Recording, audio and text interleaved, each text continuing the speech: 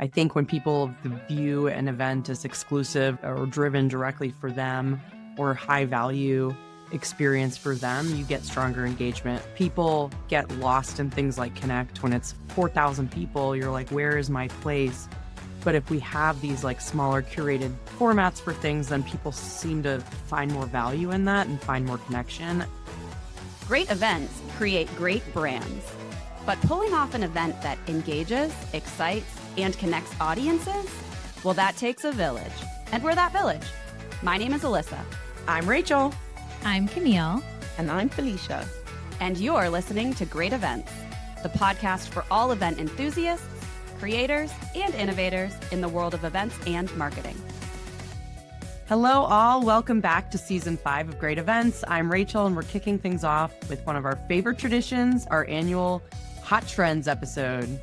That's right. Every year we take a look at what's shaping the future of events, marketing, and hospitality. And this year, 2026 is coming in hot with 9 trends you absolutely need to know. There is a lot to unpack, so we're breaking it into 2 parts. In today's episode, part 1, we're talking about how events are getting smarter, how AI, personalization, and attendee expectations are reshaping the way we plan and deliver experiences. And then next episode, we will dive into part 2, where we'll shift gears to talk about how events are getting a little bit more intentional, driving and diving into topics like trust, ROI, cost, and purpose-driven design. All right, let's get into it. So here are the first 5 trends that are defining events in 2026. I got to start with our favorite buzzword, AI, but AI is getting operational. So what that means is organizations are moving beyond like experimentation and demonstrating more measurable outcomes with AI. We're doing that here at Cvent. We're trying to tie time savings and things like that into what we're using AI for. So I can already see that like being a huge thing next year. What are you all seeing? Yeah, I was going to say, I feel like we're moving beyond like the Nike years, which is AI, just do it, which is probably the 2025 approach, into more structure. I think some of the buzzwords that we've been seeing around that is like incorporating AI into policies, incorporating AI into governance, and then obviously getting a little bit more structure around that as well, just like Rachel just alluded to. But yeah, 2025 AI, just do it. And now it's AI, like get organized. Yeah, and thank God, because I think people are so hungry for this. There's just such an appetite. I mean, we've been talking about how do we use AI to work smarter, not harder, for years now. And I think we're at this point where people are like, all right, but for real, like, how do we do this? How do we operationalize this at scale? I mean, we're seeing it on the hiring front, right? When people are out interviewing for roles now, I feel like the question of how do you use AI in your function, right? To be more successful, to tap into kind of like hidden resources that you never thought you could kind of utilize. But I am excited to see this and learn from other people, honestly. I know. I just want to share like one hot tip for people that maybe are struggling with this. My team, my meetings and events team meets once a week, and we share a case study of something that someone is doing on the team, and we document it. And eventually, ideally, at the end of this like kind of 6-month period of us documenting things, we're going to have more of a playbook of like, this is working, this is not working. And yeah, of course, it goes beyond that. It goes into MOPS and a ton of other teams. But I just want one meetings and events policy for AI. And that's like, we're taking like just baby steps to make that happen. But it's actually kind of awesome what we have already documented. And I hope to be able to share something externally so people can just like take it and maybe copy it. Rach, do you kind of like align those operationally, not to overuse this word, but to like stages in your planning cycle at all? Have you got to that place? We're looking at like pre-event, during, post-event stuff that we're using and like flagging it to that. So yeah. This will probably tail into Felicia's commentary, but we hosted an AI workshop with a lot of senior leaders that was in Cvent Connect London just this past month. And a lot of what we were working through was starting to map those opportunities across the event planning lifecycle as it pertains to AI, right? I think a lot of what we've been talking about in the previous year in 2025 has been just kind of like everyone use it everywhere, wherever it makes sense, but really starting to like maximize the opportunity to say like, this is a must have at this stage in the planning life cycle, because this is where we see the most productivity, the most optimization happening. And so we're shifting away from kind of like that, again, do it all everywhere into it has to be done in these very strategic places across the planning cycle. So when I went to IBTM a couple of months back now, I sat on stage with Julius Solaris, and he was talking about, he recognizes that we are a driver of AI. Cvent is doing our thing out here, but he wanted some key tips. And actually, Rachel, you're hitting right on the key tip I gave, which is documentation. To get operational, if you don't write stuff down, there's no way. Like you're behind because you don't know what's going on. So to write down, yes, the things you're doing with AI and how it can be used at each step, but also the things you want to do.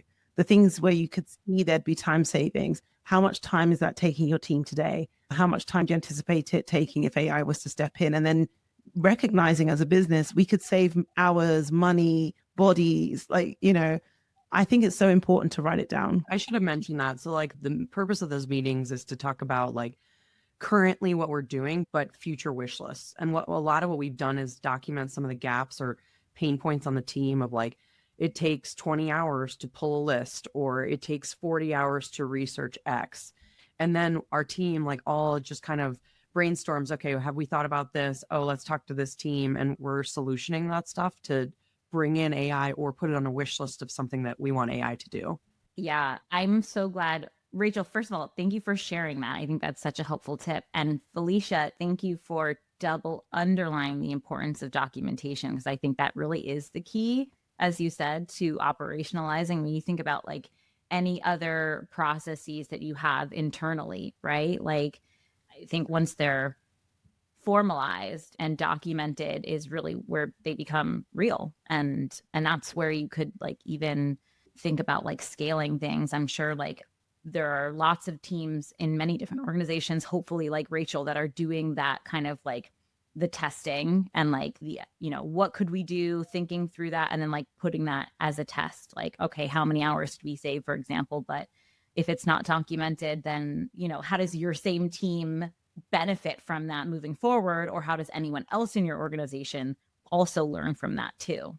The only thing I wanted to point out is we don't want to be blind with our trends. And the one thing that we've been doing a lot of vertical work. So looking at life sciences versus, finance and things like that. And actually, we've realized that in the financial services, it isn't as operational as it is for everyone else. So the general trend, that's why it's a trend, not a given. The general trend is that it's getting more operational, but we recognize that for FinServ and financial institutions, they're just waiting. They're in a bit of a holding pattern of like, how is this going to impact security and all these other kinds of things? So I just want to say we're not blind to that. So sorry, Rach. Segue. No, you actually added to my segue, because one of the big topics that comes up around AI is trust and people being mistrustful of it, which kind of segues our next trend into trust as a brand differentiator for all audiences. So like, I think trust is critical. Digital is becoming more and more untrustworthy. So let's discuss that, because human connection has always been what we're about. But I think it's going to be even more important in that next year of differentiating, like, you got to be in person for a lot of these things to trust where the information is coming from, or the relationship, or whatever it is. I'm not going to name any names because I don't want to get in trouble, but we've had some really high profile cases recently, especially in the UK, where maybe certain organizations have clipped some videos to make people look like they didn't quite say what they said. And, it's a big deal. It's a really big deal. And unless you're there at the time listening to the person speak at an event, it is becoming so hard to trust what is coming out of your screen, So we know that when people get together, we always say events power human connection, but now more so than ever, given that is the place where you can shake someone's hand and do business, or if they tell you A is A, it's A, and it didn't get doctored to becoming an apple. Yeah, events are the best channel to build that trust, is like the kind of headline here for me. I mean, people like Camille and I, we've known that for years. Like that's how you build a lot of trust just in general, but it's going to be, I think, put up even more on a pedestal. It was put on a pedestal after COVID. Now it's going up there again. I'm like, I'm great with this job security. That's fine by me, because I've always known, I'm biased that events are the best channel, but now it's like even more so. Felicia just said events power human connection. And I'm like, well, events power authenticity. So of course they power human connection, right? There's causality there. And I think that's really important in this time where there is a lot of mistrust, distrust, and like disingenuous content, disingenuous voices, all of those things. Power face to face has never been more true. It's so funny because I feel like every couple of years we come up here and we're just like, events matter, events are the best thing, and look, this is what's going on. And so like this is like yet but another wave that this industry is able to, I don't want to say capitalize on, but we're able to capitalize on because this business of events is so important in these times. Absolutely. I think, you said we can capitalize on it. I think what came to mind for me was like events as a channel, they're going to stand the test of time. And I think that is, even and maybe especially in the pandemic, right? When in-person events were taken away from us, there was a certain point where, at least in this country, in-person events were illegal, which was crazy for us. And yet, right? That did not take away the need for us to gather intentionally, right, with our people. And we just did it digitally. We got creative. We said, okay, we're going to figure out a way how we can do this still. So yeah, I think like I'd be hard pressed to find a scenario or a situation, I think now or in the future, where events are not going to hold the power that they do. For all the reasons that we just said. They power authenticity, they power trust, they power ultimately human connection. And that's what really moves people to make decisions. Speaking of moving people, that brings us to trend number 3. Loving these segues, emotion and storytelling coming into the B2B event space. I don't think that's new either, but I think that because of this, events are the best channel to build that trust. Then the authenticity piece plus bringing that storytelling in. This also goes back to Felicia's brainchild of moments that matter, right? Creating moments that make people feel something is so important. Felicia's talked about all these different ways to make people feel that emotion, which like music or, just real stories make that attendee experience. So I like this trend. I like it a lot. It's definitely not new, but we are seeing more and more typically boring, I guess, B2B services and B2B companies. Like we could be seen as boring. We're technology at the end of the day, but a lot of these companies are like, actually, they've figured out that these things are emotive. And when you can tap into someone's emotion, they're more willing to work with you. That humanity comes out. They can relate to you. I went to a whole session recently where it was run by a DJ. And she said, every time you hear this song, you're going to think about this particular thing. And then she would do something else and do another activity. Every time you hear this song in the club, you're going to think about this. And it was just all these little emotional connection points that you don't typically get from B2B, I don't think. Even endorsements, celebrity endorsements, you're just seeing them a lot more with like Monday.com. And all of a sudden you've got someone that's a celeb that you can relate to. You're like, when did this change? But it's a great change. It's a really good one. I think people are going to be super protective of their time. And if you don't infuse your B2B events with this, like I know we're not B2C and can't do like insane things like B2C can, but B2B, like you almost need to tell that story before they're even on site of what they're going to feel going into next year so that they make an effort to take that time out. You know what I mean? Like, I feel like we had this, like everybody went to everything like last year. I think I went to an insane amount of events the last 2 years. And now I'm like, I'm going to protect my time next year and really select the ones that are going to like bring me value in my personal life, but also my professional like development. I think this is going to be a huge one.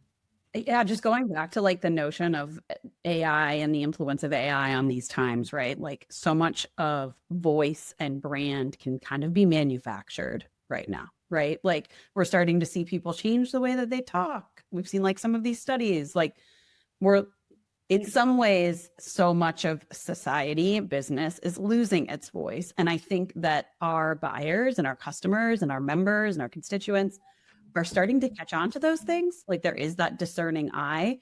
So I think, again, tapping into the humanity of things, emotion, voice, storytelling, all of those things that are kind of communal connectors becomes so much more impactful in a sea of blah, in a sea of just rice, right? Right. Like everything's just the same. It's all just blah. It's interesting that there's all these things kind of stack onto one another. And it's funny, as Rachel, as you're going and we're segueing, it's like, oh, perfect. That's because of this. That's because of that, that all of this is even more important than all the times we may have said it before. Yeah. I think you're referring to trend number 4, which is personalization becomes attendee-led.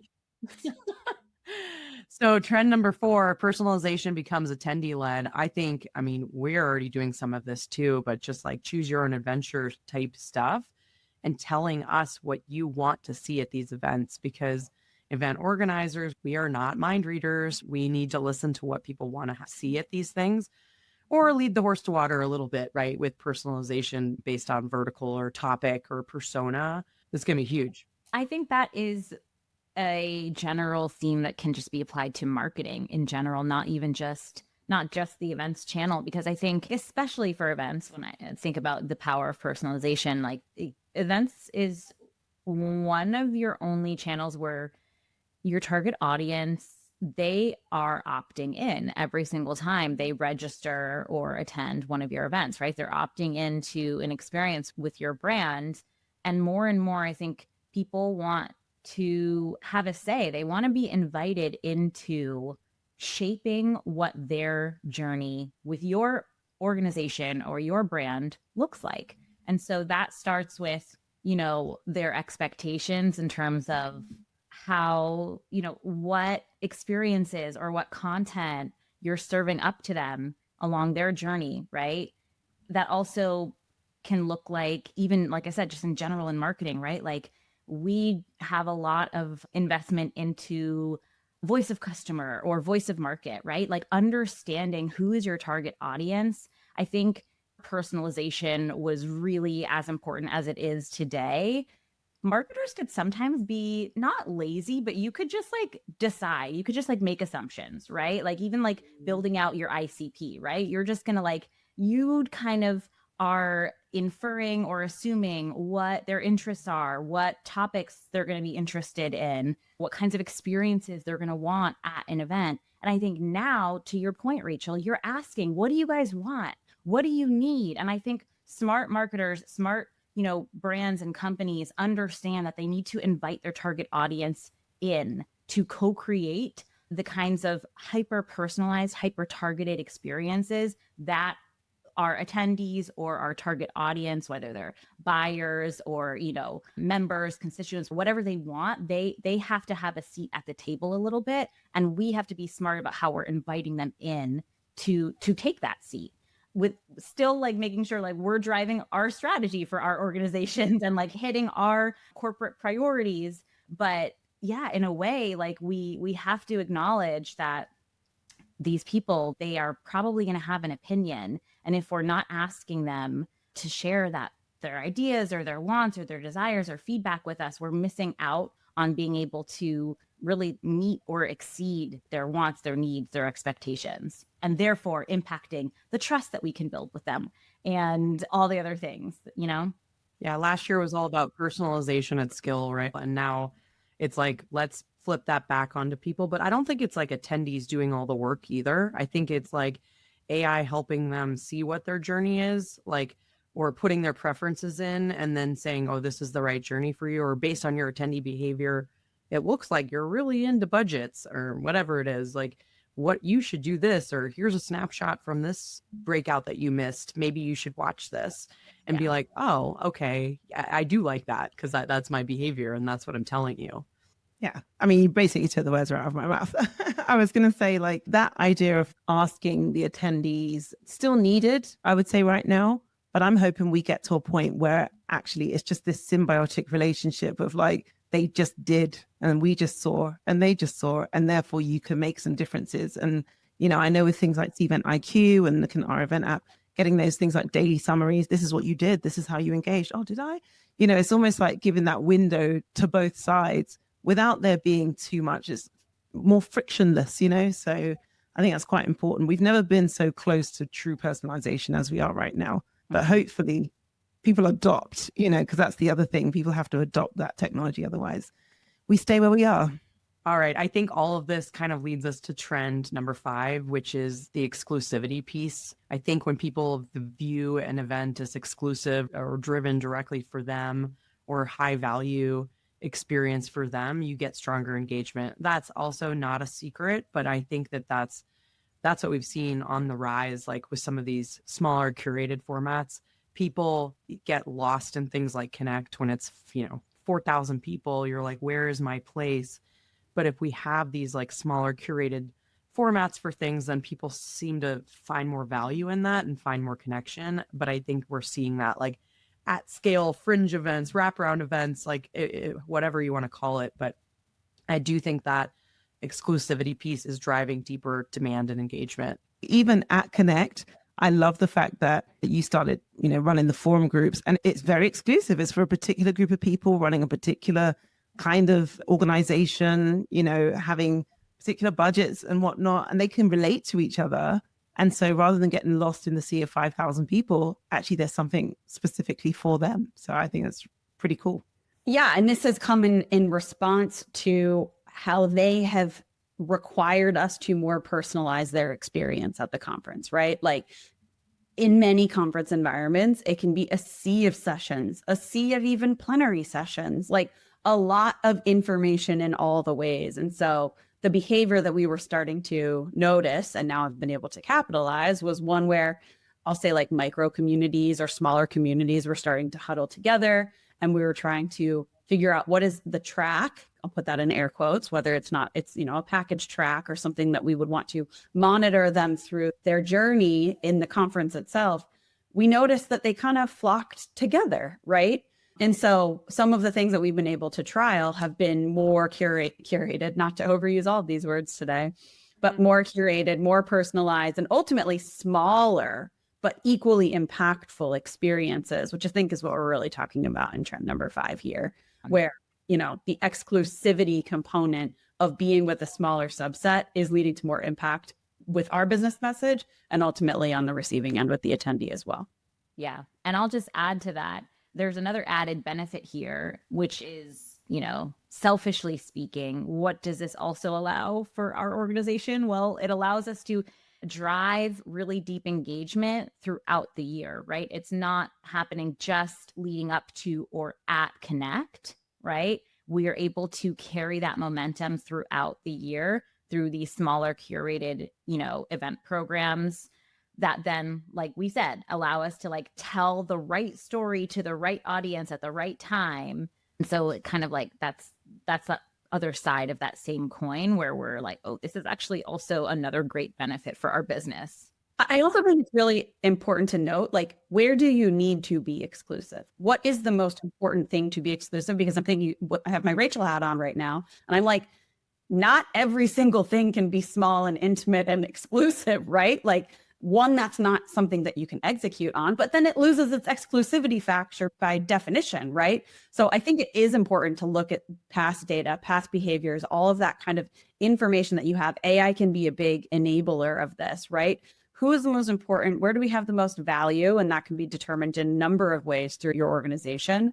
But then start curating the most elite, exclusive experience for those folks. And I think data will kind of rise to the top in that. Rach, did you want to say something on that too? No, I was just going to take it kind of outside the Cvent context here, is say like, I've seen some other organizations do it really well where they carry the thread through the year, like Camille was saying, in a community aspect with follow-up meetups, follow-up Zoom meetings to continue that like topic or conversation. Or maybe like I was just at a leadership summit and I was literally given homework to take home, and then they made us all do a group text together to keep ourselves accountable for what we said we would do. And so it's like, it's kind of nice because it does feel like I created this new community and it doesn't just die there on the vine. It keeps going. And then there's a follow-up, right? And then there's just like, you're part of this exclusive community and we are doing these things for you. And some organizations don't do that. They're just like, they host it and then they're done. And then they forget to follow up or they forget to engage them, thinking that the attendees will do it on their own. And some of them do, but some of them really don't because they're busy. Everybody's busy. Yeah. Or the follow-up is like, thanks for coming, fill out our survey. And then that's it, which is like, And I just want to reiterate, like, you don't need to do that for every single person that attends the event, right? Like the format that where you were at, Rage, was, I'm assuming, something that was intentionally smaller, curated, and already like very defined group of individuals that have the need to continue that connection. Not every single event needs to have this, but be really discerning about where you should do this, where you should invest more time in that kind of continued communal experience. And I think that's where you'll find that impact. Yeah. Well, this is amazing. Loving our hot trends for 2026. Just to recap, the top 5 trends that we started with are AI gets operational. Second trend, trust as a brand differentiator. Third, emotion and storytelling come to B2B events. Fourth, personalization becomes attendee-led. And fifth, exclusivity drives deeper demand and engagement. We are going to do way more trends in our part 2. So please jump over to check that out when it comes out next time. Thanks so much for joining Great Events by Cvent. We are excited to have you on the podcast as always, and very excited to kick off another amazing season 5 and another amazing 2026. Thank you all. Thanks for hanging out with us on Great Events, a podcast by Cvent. If you've been enjoying our podcast, make sure to hit that subscribe button so you never miss an episode. And you can help fellow event professionals and marketers just like you discover great events by leaving us a rating on Apple, Spotify, or your preferred podcast platform. Stay connected with us on social media for behind-the-scenes content, updates, and some extra doses of inspiration. Got a great story or an event to share? We want to hear from you. Find us on LinkedIn, send us a DM, or drop us a note at greatevents@cvent.com. Big thanks to our amazing listeners, our guest speakers, and the incredible team behind the scenes. Remember, every great event begins with great people. And that's a wrap. Keep creating, keep innovating, and keep joining us as we redefine how to make events great.